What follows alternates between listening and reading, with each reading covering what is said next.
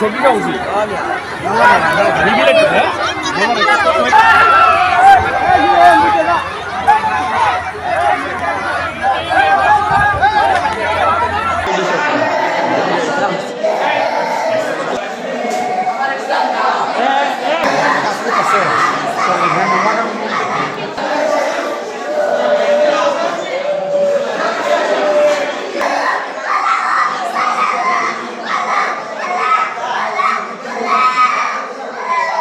আমপাড়ার ঘটনাকে কেন্দ্র করে তাদের ভিতরে একটু উত্তেজনা বিরাজ করছিল। এটা আমরা আগে থেকেই সংবাদ পেয়েছিলাম, ওই জন্য আমাদের একটু প্রস্তুতি হচ্ছিল।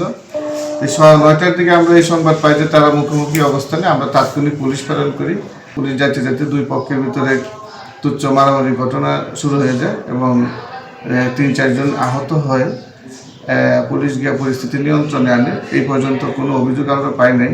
তারা প্রায় এরকম তুচ্ছ ঘটনা নিয়ে গোষ্ঠীগত দ্বন্দ্বে জড়ায় এবং আমরা অনেক আসামি গ্রেপ্তার করেছি এবং পরিস্থিতি অনেকদিন নিয়ন্ত্রণে ছিল। আবার আজকে হঠাৎ করে এই ঘটনাটা ঘটে যায়। আমরা এটা আইনগত ব্যবস্থা নিব, যা তাদের পক্ষ থেকে কোনো অভিযোগ আমরা পাই।